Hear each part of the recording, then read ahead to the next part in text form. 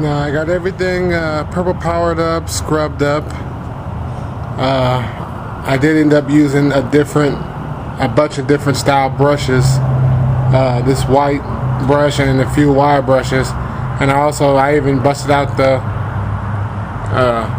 Family Dollar soap pads, which is pretty much generic SOS pads. I ended up using them also, and a few little hard to reach spots, and to wrap around some brake hoses and stuff and clean them up. But what I'm going to do now is just I'll probably let everything chill for an hour or two, because I got some other stuff I need to do. So I'll give it a little time to, all the purple power to fly. I rinse all the purple power off of there, but I'll give it a little time to dry off, let the ground dry up so I ain't laying on the wet concrete. But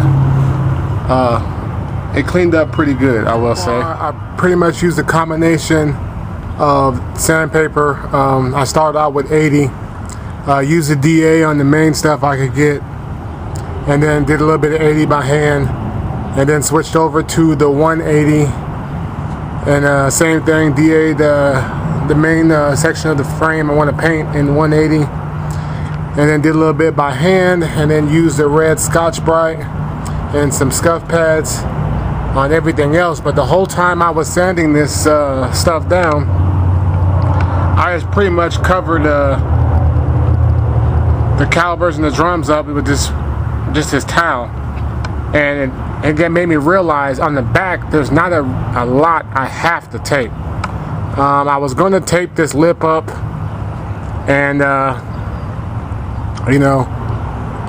put some tape and paper on the whole side of the car, but after I look at this towel, I realized, and check out this wheel well, I'm not really gonna, the wheel well, the guy who had this car before me must have sprayed some kind of undercoating or something on the wheel well, so it's not in that bad a shape. I didn't really plan on doing the wheel well, so it just looks like I might be able to just do the frame and then maybe just brush a little bit of paint up there on the wheel well where he stopped. Okay, I pretty much got both sides sanded off and scuffed up the way I want. Nothing too fancy. You gotta remember, this is not like my El Camino project. It's not gonna be like a complete tear down rebuild. This is just something quick little upgrade to everyday driver, just taking care of them overlooked details. Now, the easiest way to do this, if you're doing it real quick, for me, is just, it ain't pretty. It's just simple. Just using the everyday regular aluminum foil. As you see, I haven't got much tape left. I did have to use a couple pieces of tape and certain little spots just to hold the foil down in the front so I don't get no paint on my wheel, the wheel studs, on my threaded wheel studs, but that's pretty much all I really need to tape off. I'm definitely doing this against all odds, man, because there's just a lot of stuff going against me right now, and I am pressed for time. Basically, all I'm going to use, the same thing I used to paint all my El Camino stuff. It turned out good, so I'm going to use the same gun. This ain't nothing special, this is a cheap Harbor Freight gun.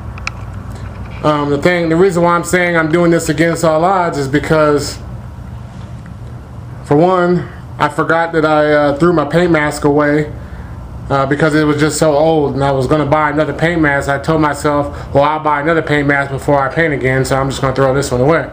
Well, of course, I threw it away. It's long gone. It's been long gone months ago, but of course I forgot to buy another paint mask. So, I'm kind of pressed for time. I don't really feel like going to order. I don't really want a Harbor Freight paint mask, and once again, the auto supply store is closed, but I mean, ain't nothing wrong with the Harbor Freight mask. Paint mask, it will work, but once again, I don't even feel like driving over there because I really want to get the back end done before I go and then get the tape for the front end. So for now, I'm just going to, even though I shouldn't be doing it like this, I'm just going to use the same mask I used when I was sanding. This is just regular old dust mask. And not only that, is I'm out of stir sticks. I don't have any wooden for some reason. I don't know what happened to them. I must have used them all. But I forgot to get some more paint stir sticks when I bought this gallon of paint for my El Camino.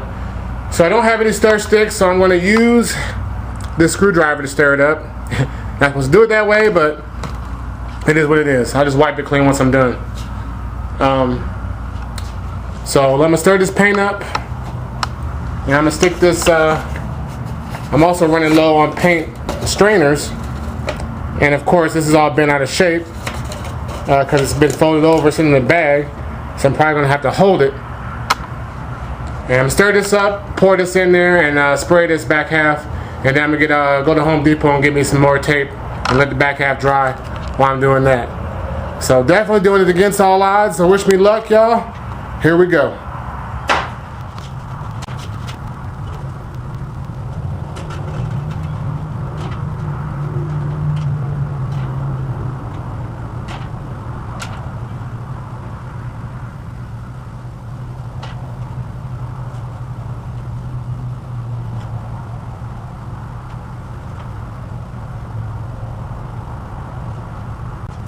Yeah, I go pretty top on this. Last thing I want to do is spill it.